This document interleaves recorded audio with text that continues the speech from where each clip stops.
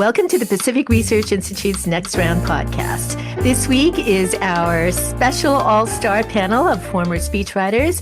We have Lance Izumi, who is PRI Senior Director in Education, and Lance was Chief Speechwriter to the great Governor Deukmejian, and also the great Attorney General Ed Meese. And we also have Tim Anaya, who was speechwriter to none other than the Governor Arnold Schwarzenegger and other top leaders of the California legislature. And I'm Rowena Itchon, COO, and I was a speechwriter to Governor Pete Wilson and other corporate CEOs. And I was a little research assistant in President Reagan's speechwriting staff. So let's start with our first impressions. The president delivered his fifth State of the Union address, or more appropriately, his address to Congress, because that's what it's officially called after the president is inaugurated. And it was, another memorable one. So let's start with everyone's main takeaway from his speech. So I actually thought it was a very good speech. I know it was long, but there were the disruptions at the beginning, also a lot of clapping. Then he did a lot of ad-libbing when he asked those in the audience, the people he highlighted in the audience, to stand up. And I thought that wasn't bad. I know it was long, but it wasn't all that long to me. I actually think that the Biden speeches were much longer, given the fact that he was the speeches were shorter. I thought they just really dragged.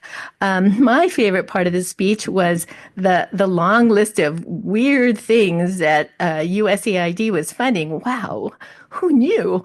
I thought they gave relief to aid to war-torn areas and perhaps helped poor farmers, provided microloans to small entrepreneurs, things like that.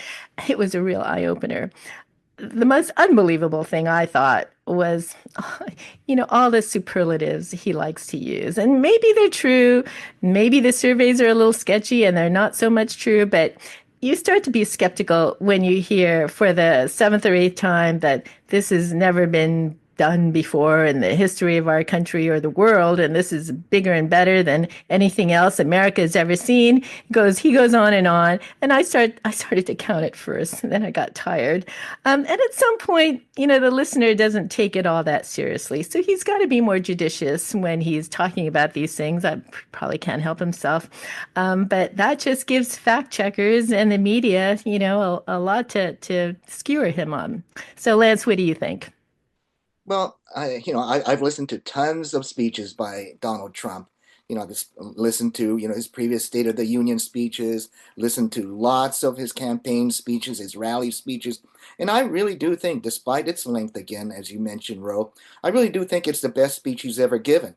And, I thought that despite its length, he was disciplined and focused, which I think State of the Union or address to Congress, kind of forces you to have that type of discipline and focus, because you're really listing out all your accomplishment, all the things that you're going to do in your administration. And I thought it was very strongly delivered.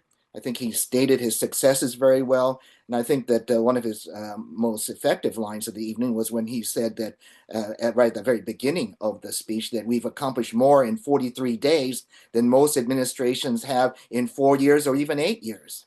And then, he laid out some of those successes, like especially his achievements on the border, with the apprehensions way, way, way down at the border in just a few weeks under his administration. And so, and I also think that, I know we're going to talk about this a little later in the podcast, but I really do think that this speech was the best use of real people to highlight policy issues, calling out people in the gallery, to highlight, the policies that he is supporting or that he wants to tackle. One of the things in my books that I've, been doing over the last several books is to use stories of real people, their personal stories, to highlight policy issues. In my most recent book, it's on reading and mathematics, the implosion in America. But I think the use of those real life stories of people to highlight important issues can be effective. And I really do think that this was the most effective use of those real people. And, the bottom line is that we're a week out from that speech, and what are we still talking about? We're still talking about those stories in the speech, those real people, and what the Democrats did in response. So, I think that Britt Hume really had it right when he said at the afterwards in reviewing the speech that this really cements Donald Trump as a political colossus in America. What do you think, Tim? Well, I think if you tuned in hoping to watch the State of the Union address, well, that's not really what President Trump delivered. What you got was a typical Trump campaign rally speech with a little more policy and a few human props, as I like to call them, thrown in. I didn't think it was a particularly original speech. It certainly wasn't designed to bring the American people together or rally, the vast majority of Americans behind his agenda, which does include, by the way, his agenda, many popular ideas. I just thought it was the typical run-of-the-mill Trump speech, patting himself on the back and sticking it to the Democrats. I thought it was needlessly partisan. He kept putting his thumb in the eyes of Democrats over and over again. In typical State of the Union fashion, and he's not alone in this, it is a typical construct of a State of the Union speech. It was a laundry list of points that were me, me, me, me, and it didn't take the time to explain why some of these ideas are a good item or a good strategy for the American people. I didn't think it was a particularly well-written speech. It was the typical, kind of Trump campaign speech, as I said, with the kind of usual not so great Trump delivery. You can tell when he reads a speech, he does so unconvincingly, and he mixes that in with his sort of off the cuff, Don Rickles style riffs. And I think my main takeaway, right, is it could have been so much more. Now, the viewers, of course, liked it, when you see the polls, but I think that's so much more to do with the fact that, well, it's not weekend at Bernie's anymore at the White House. We have a president who's, well, actually alive and leading and doing something, no matter how controversial his agenda may be. So definitely a lost opportunity for me.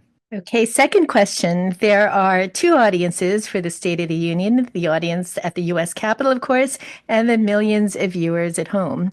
How good of a job do you think that the president did in his speech of unifying the country around his agenda? Well, I actually think that he was pretty good.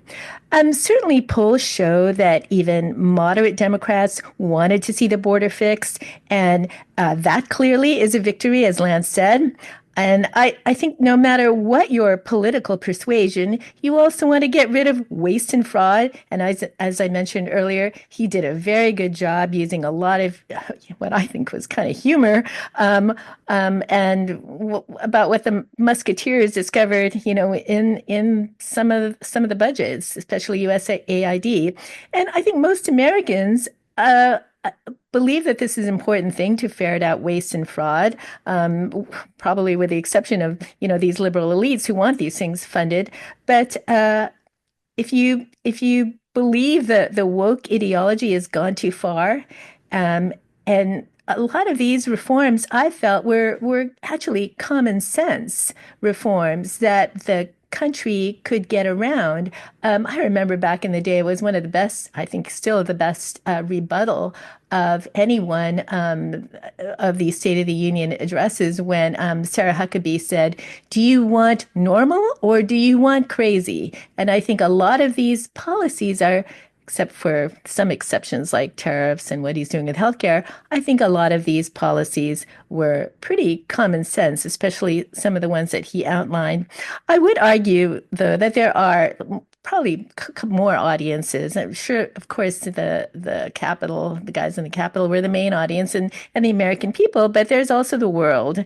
and our allies and our enemies. And he certainly has unsettled our allies, and we can get into that later. And there was also the media, and the conservative media, of course, loved this. But the mainstream media, I think they had some interesting coverage. They were mostly focused on this past Sunday when I was watching the Sunday shows. They were mostly focused on the Democratic reaction and the disarray in the party. And I was glad to see this. Lance, what about you?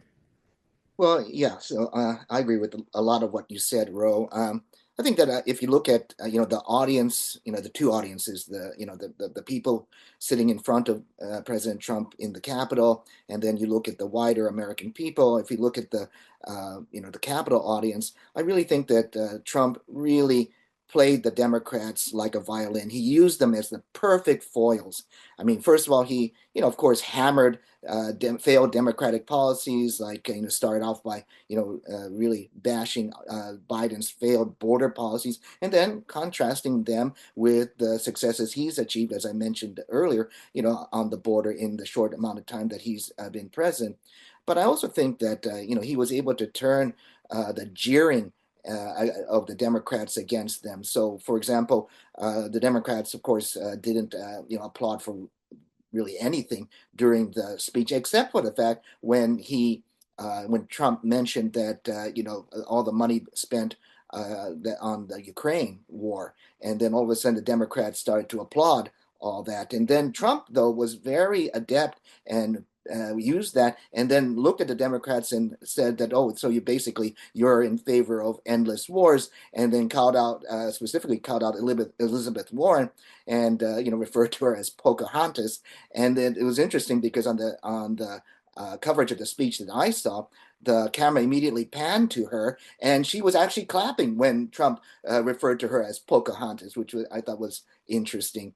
But for those of people who on the podcast who may have watched some of the confirmation hearings and saw Elizabeth Warren's appalling behavior and questioning of some of Trump's nominees, I mean, the use of the Pocahontas label, was a bit of a payback, which I think, brought a smile to a lot of people's faces. I thought, in terms of the wider audience, I thought that Trump's focus on issues was broadly appealing to the American people. I mean, the border, boys and girls sports, crime, wasteful government spending, those are all hugely important and popular issues amongst American people in terms of where the Trump administration falls on that. And so, it really left the Democrats, I think, flailing in terms of trying to criticize the speech because, aside from demonizing Trump, the man, it's hard, to go against all these very popular issues. And I think that to the extent that they do, the Democrats are going to end up coming up very much on the short stick electorally. What do you think, Tim? Well, I think he could have rallied the country behind his administration and behind, the American cause. He could have focused on unifying themes using, that kind of rhetoric, that Reagan-esque rhetoric that rises above partisan discord, while still making the case for those parts of his agenda, as you mentioned, that have wide popular appeal despite being opposed by Democrats in Congress. But he just can't help himself. And so what you got, as I mentioned earlier, was that kind of typical Trump campaign rhetoric, putting his thumb in the eye of the Democrats at every turn, even giving a laundry list of all the states he won in the election. What president does that in the State of the Union? Blaming everything on Joe Biden. We know Joe Biden was a failed president. You're now president. Move on.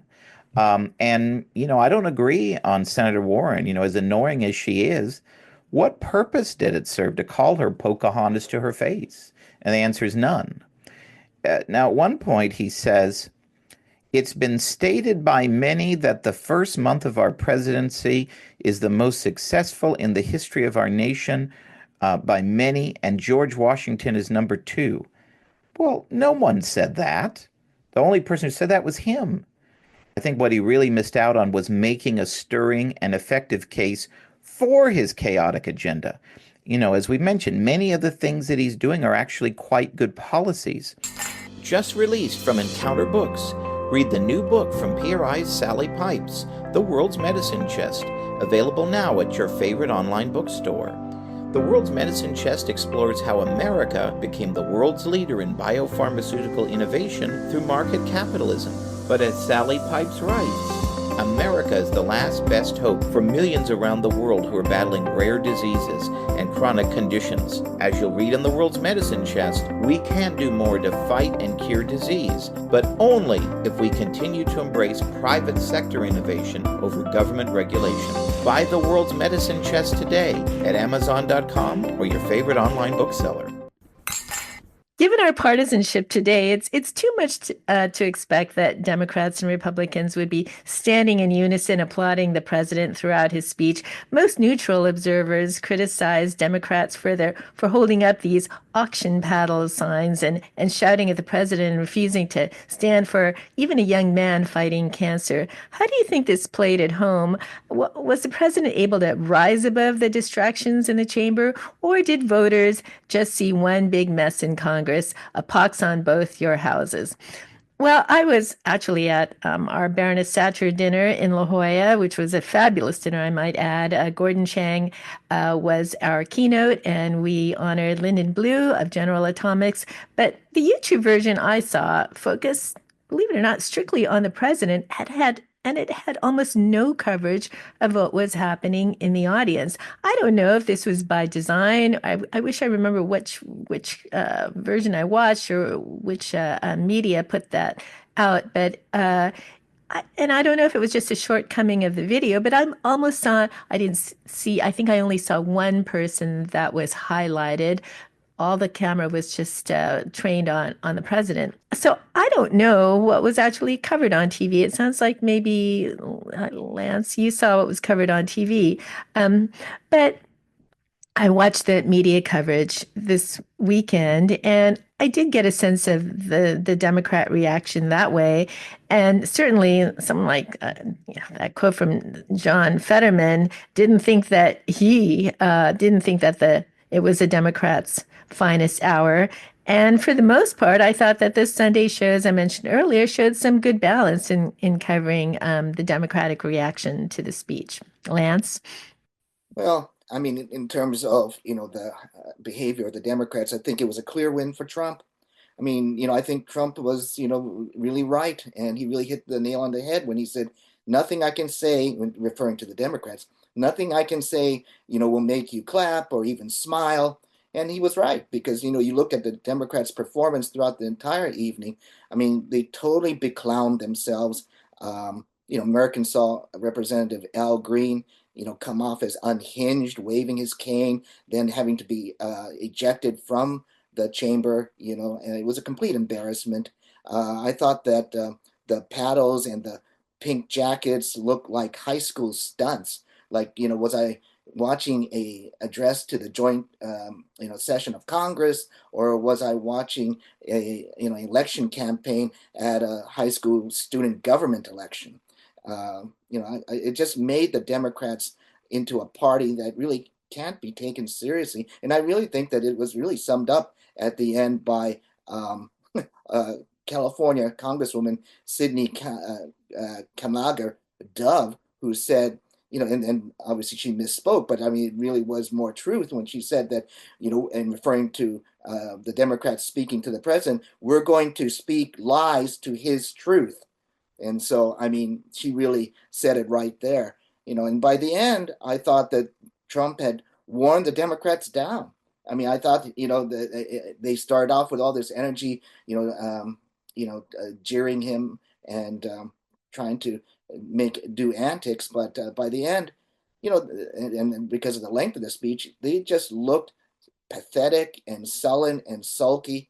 And I think that in the commentary afterwards, I thought Dana Perino actually had it right. The Democrats really had no common sense and no heart, and I really think that that's probably what many Americans felt at the end of the speech, at least with regard to the Democrats. Tim, what do you think? Well, a 2-hour speech will wear anyone down, Lance, even the viewer at home. You're right. It was embarrassing to watch. I thought the, Republicans looked a little silly, applauding everything he said, even things on trade and freedom that go against long-standing Republican free market principles. And the Democrats look so silly with the little signs. I thought it was funny. The commentators kept trying to call those bingo patterns. Well, let me tell you something. As a bingo player, there are no paddles in bingo. Those are auction signs. Lance is right. The silly, not the reverend, the Congressman Al Green waving his cane and all the walking out of the speech. I mean, it didn't bother Trump. I'm sure he loved it. But I think what you saw overall on TV, the whole thing, it shows the dysfunction of our Congress and why they richly deserve the 20% of approval ratings they routinely get in public opinion polls.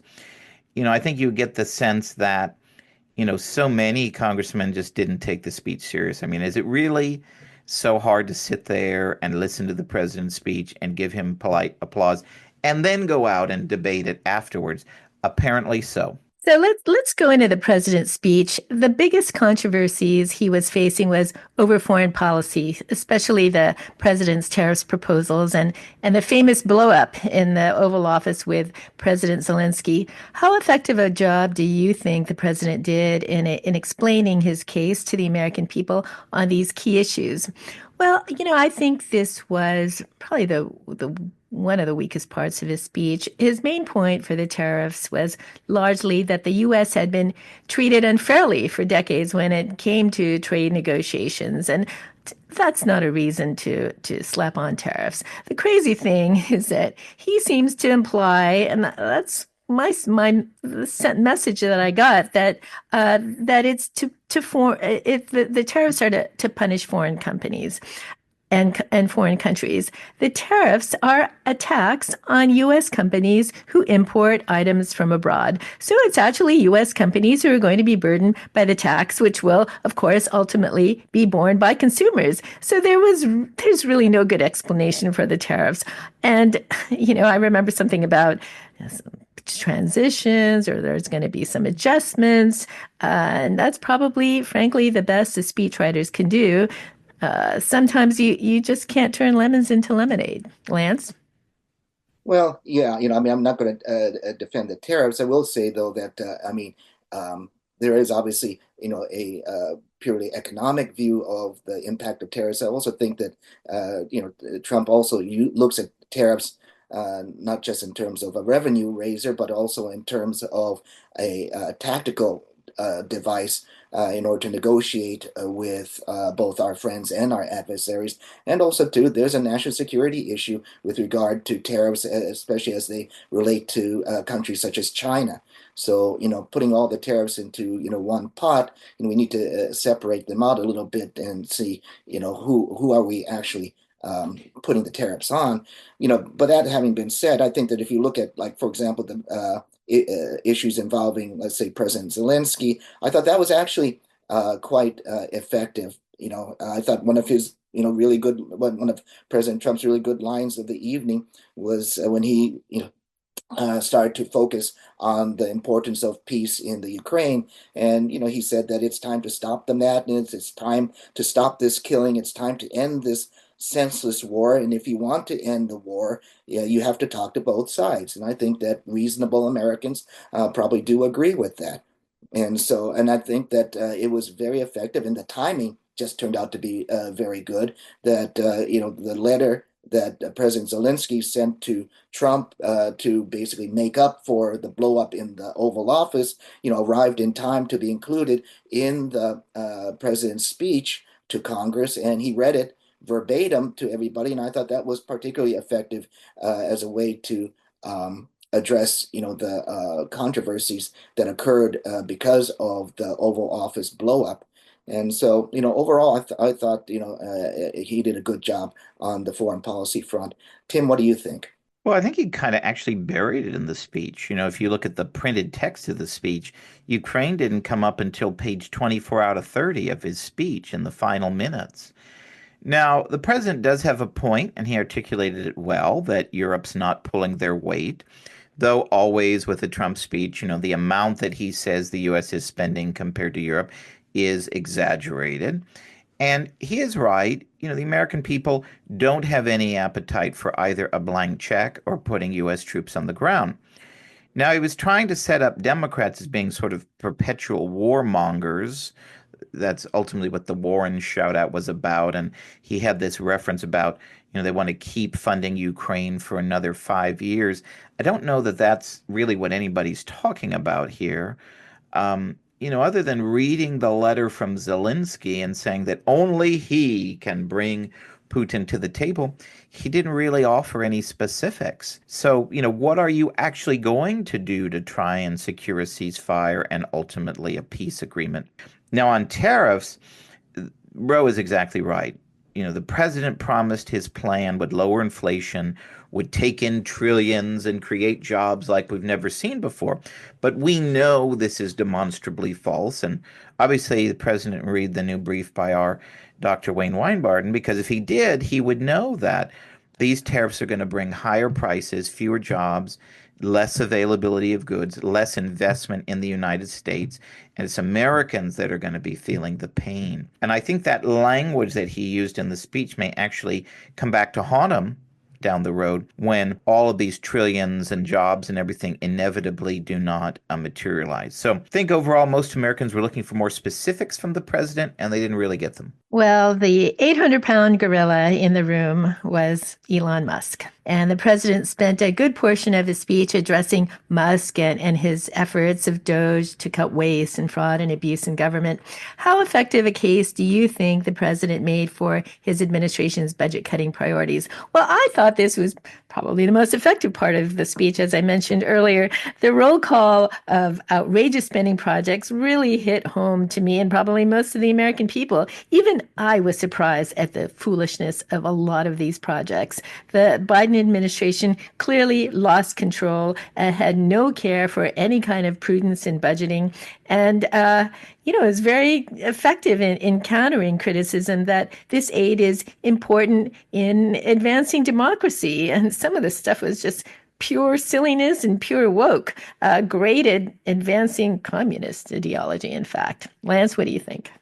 No, I agree with you, Ro. I thought that, despite the Democrats' attempt to make Elon Musk into this boogeyman, that actually, the president and Musk obviously are very close, and that, what Elon Musk and Doge are doing is both very effective and very popular. And I think that it shows how much President Trump believes this by the fact that he actually talked about Elon Musk and Doge and its work before he really got on to all the successes that the administration has had at the border.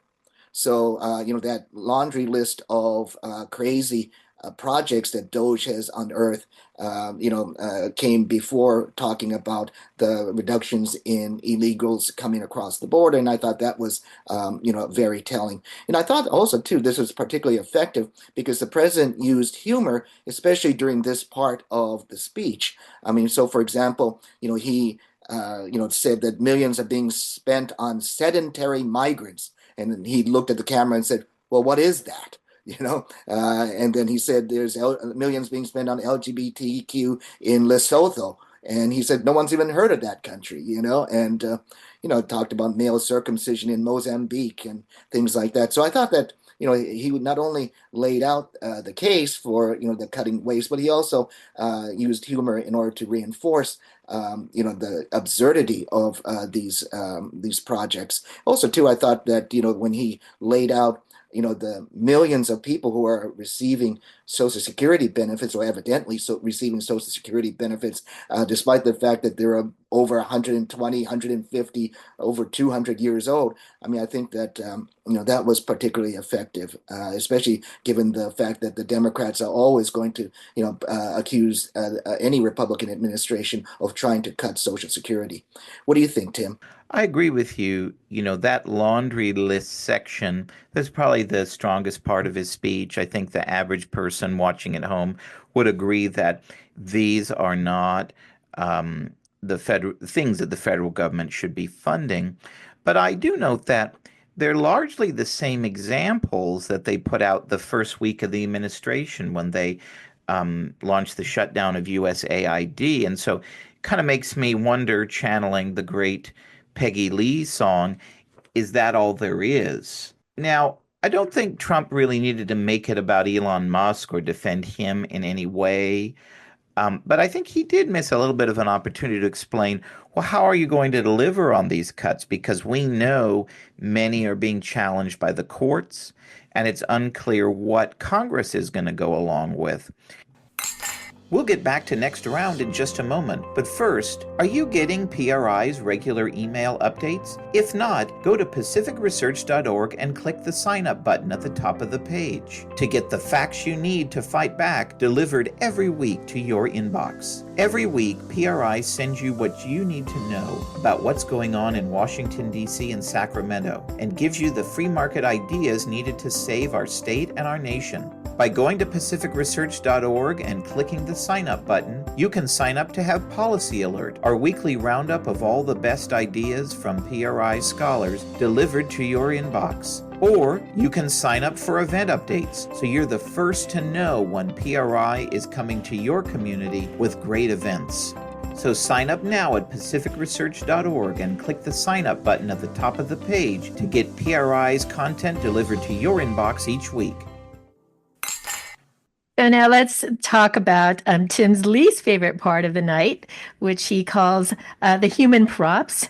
These are the real people the president references throughout his speech to give a human face to his agenda. So there's no shortage of human props in this year's State of the Union speech. Aside from the young man with cancer we talked about earlier, how do you rate the president's use of real people in his speech this year? How effective were they in making his proposals more relatable to the American people? Well, I always thought this, that President Trump does this better than any president I've ever seen in the history of the State of the Union, frankly, and I do believe that.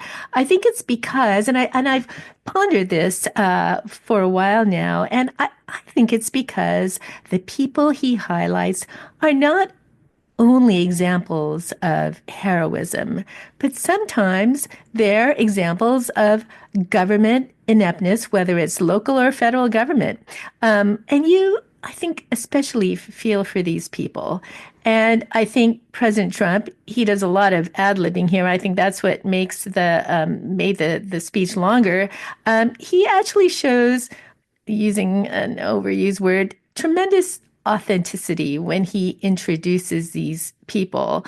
You know, we've all been watched these State of the Union speeches, and you know, they are oftentimes looking like human props, but I think he knows some of these people. He's met with these people. And it seems he's very, very genuine and sincere and ad libs.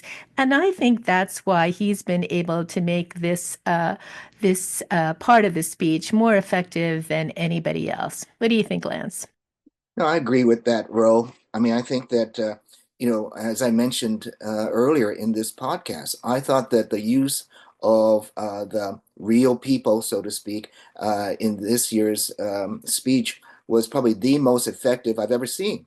Part of that is because also too the Democrats played their part in it by not standing and clapping or even acknowledging these people, despite either their heroism, their personal situations, the suffering that they've endured. That didn't move them at all. All which served to underscore the plight of these people and the fact that one party seemed not to care. But I think that, as I pointed out earlier, that, Trump uses these people to highlight, important policy issues. I mean, Peyton McNabb, the poor young woman who was seriously injured playing against a biological boy in a sport, and highlighting her experience, unfortunate experience. The fact that you mentioned, Ro, that that President Trump seems to know these people, and it's true. I mean, he's met multiple times with Laken Riley's family. Laken Riley's mother and sister were there, and he's met with Jocelyn Nungary's mother. She was there at the speech. He highlighted both their unfortunate the experiences of their children who were killed by illegal immigrants. And I thought it was a very moving moment when the president actually signed the order naming that nature reserve after Jocelyn Nungary. And you saw afterwards in the after interviews that Jocelyn Nungary's mother, was very moved by what President Trump did and really called the Democrats out for, their unfeeling attitude toward, both her family and what happened to her daughter. So, I think that, the other folks that I thought were, particularly good were, Mark Fogel, who was the prisoner returned from Russia, and his mother. And, that was a really a moving moment to see him back home in the United States. Tim, what do you think? Yeah, I agree. Mark Fogel and his mom were the best human props. For listeners who may not be familiar with his case, he was the history teacher who was detained in Russia, sentenced to 14 years in a penal colony. And Donald Trump promised his mom, ironically, at his infamous rally in Butler, PA, that he would get him out. And he did that after 22 days in office. And I think that example shows the power of the presidency and the power that you can have when you let freedom be the guiding principle in your foreign policy. So let's talk about the Democrat response. So given the opposing response is always a tough task, whoever the president is, this year Democrats selected newly elected Michigan Senator Alyssa Slotkin to deliver their response. How do you grade her performance? And in your view, did her remarks connect with the American people at a time when Democrats in Congress have just 21% approval rating? Well, I thought she wasn't bad. The irony is that she co-opted many Republican, many conservative positions. So, after the Dems, who were so extreme in the last election, and then to do a kind of switcheroo like this, it's quite amusing. But I'm sure that her party, even if it purports to have more moderate positions, with the rhetoric that she used, I think in practice is quite another story. And all you have to do is look at the behavior of the Democrats during President Trump's speech. That's not a party that's looking to unite people. Lance? Well, I'd separate Slotkin's grades into two categories.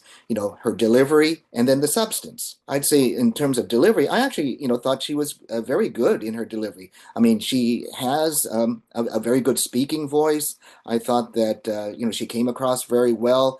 In a small confined kind of studio type location, and in delivering her remarks. So I was impressed by that. But in terms of her substance, I mean, I'd have to give her an F. I mean, when she started off talking about, the patriotism and the working class, and I thought, well, this will be an interesting speech to listen to. But really, it turned out that most of her speech was just a lot of Democrat platitudes. I mean, she talked about giveaways to billionaires, Trump cozying up to dictators, and I thought it really kind of a bizarre statement. She said that Trump really didn't feel that America was exceptional, which is a bizarre statement given the fact that Trump's movement is called "Make America Great Again." So I don't know. It just didn't wash with me. Also, too, I mean, I thought the one thing that she said early on in her remarks that I thought she was going to really follow up on. She said there's a responsible way to make change and there's a reckless way to make change. Obviously, she was going to, talk about how President Trump was reckless in making his changes. But I really didn't think that, she really laid out, well, what are the responsible changes she and the Democratic Party would like to see? At the very end of her remarks, she really didn't lay out hardly any plan except to tell people to get out there and be activists.